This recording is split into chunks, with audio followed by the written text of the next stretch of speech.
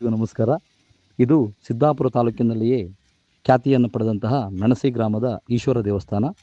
ಇಲ್ಲಿರುವಂತಹ ಈಶ್ವರ ಲಿಂಗ ದಕ್ಷಿಣೋತ್ತರ ಕನ್ನಡ ಜಿಲ್ಲೆಯಲ್ಲಿಯೇ ಅತ್ಯಂತ ಎತ್ತರವಾದಂಥ ಲಿಂಗ ಅಂತ ಹೇಳ್ಬೋದು.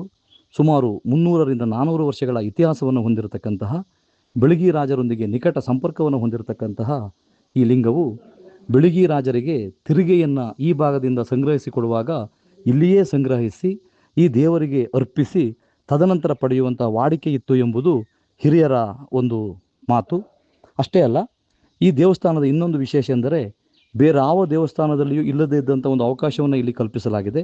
ಅದು ಪವಿತ್ರವಾದಂತಹ ಶಿವರಾತ್ರಿಯ ದಿನ.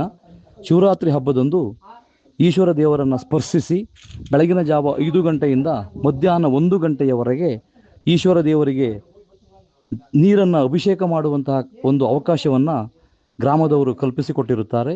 ಇದರ ಪ್ರಯೋಜನವನ್ನು ಈಗಾಗಲೇ ಸಾವಿರಾರು ಸಂಖ್ಯೆಯ ಭಕ್ತಾದಿಗಳು ಪಡೆದುಕೊಂಡಿದ್ದು, ವರ್ಷಂಪ್ರತಿ ನಡೆಯುವ ಈ ಶಿವರಾತ್ರಿಯ ಪುಣ್ಯ ಕಾರ್ಯಕ್ಕೆ ಈಗಾಗಲೇ ಜಾತ್ರೆಯೋಪಾದಿಯಲ್ಲಿ ಜನ ಸೇರುತ್ತಿದ್ದಾರೆ. ಮುಂದಿನ ಶಿವರಾತ್ರಿಯಂದು ತಾವುಗಳು ಕೂಡ ಈ ಪ್ರಯೋಜನವನ್ನು ಪಡೆಯಬೇಕಾಗಿ ಸವಿನಯ ವಿಜ್ಞಾಪನೆಗಳು. ಅಷ್ಟೇ ಅಲ್ಲ, ಈ ದೇವರಿಗೆ ವರ್ಷಂಪ್ರತಿ ನಡೆಯುವಂಥ ವಾರ್ಷಿಕೋತ್ಸವ ಹಾಗೂ ಸಮಾರಾಧನೆಯನ್ನು ಅತ್ಯಂತ ವಿಜೃಂಭಣೆಯಿಂದ ಇದೇ ಬರುವ ದಿನಾಂಕ 27/4/2026 ಸೋಮವಾರದಂದು ಹಮ್ಮಿಕೊಳ್ಳಲಾಗಿದೆ. ಮಧ್ಯಾಹ್ನ ಅನ್ನ ಸಂತರ್ಪಣೆ, ರಾತ್ರಿ ಮಹಿಳೆಯರಿಂದ ಭಜನೆ ಹಾಗೂ 10 ಗಂಟೆಗೆ ಸರಿಯಾಗಿ ಯಕ್ಷಗಾನ ಪ್ರದರ್ಶನವನ್ನು ಕೂಡ ಹಮ್ಮಿಕೊಳ್ಳಲಾಗಿದೆ.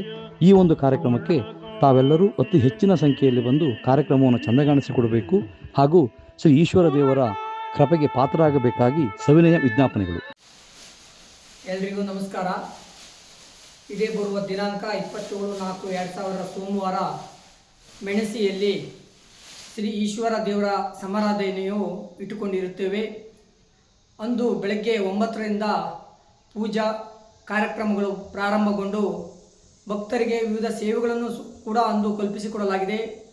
ಕುಂಭಾಭಿಷೇಕ, ರುದ್ರಾಭಿಷೇಕ, ಅಮ್ಮನವರಿಗೆ ಉಡಿ ಸೇವೆ, ಸತ್ಯನಾರಾಯಣ ವ್ರತ, ಪೂರ್ಣಾಹುತಿ ಇನ್ನಿತರ ಸೇವೆಗಳನ್ನು ಕೂಡ ಭಕ್ತ ನಾಗರಿಕರಿಗೆ ಅಂದು ಕಲ್ಪಿಸಿಕೊಡಲಾಗಿದೆ.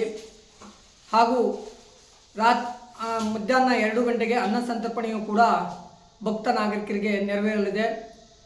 ರಾತ್ರಿ 8ರಿಂದ ಶ್ರೀ ಈಶ್ವರಿ ಭಜನಾ ಮಂಡಳಿ ಮೆಣಸಿಯವರಿಂದ ಭಜನಾ ಕಾರ್ಯಕ್ರಮವೂ ಕೂಡ ನೆರವೇರುವುದು.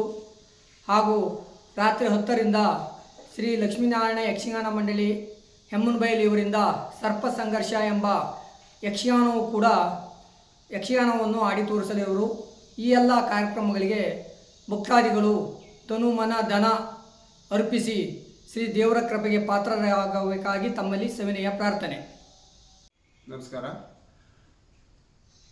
ಇದೇ ಬರುವ 27/4/2026 ಶ್ರೀ ಈಶ್ವರ ದೇವಸ್ಥಾನದ ವಾರ್ಷಿಕೋತ್ಸವವನ್ನು ಊರಿನ ಎಲ್ಲ ಗ್ರಾಮಸ್ಥರು ಇಟ್ಟುಕೊಂಡಿರುತ್ತೇವೆ.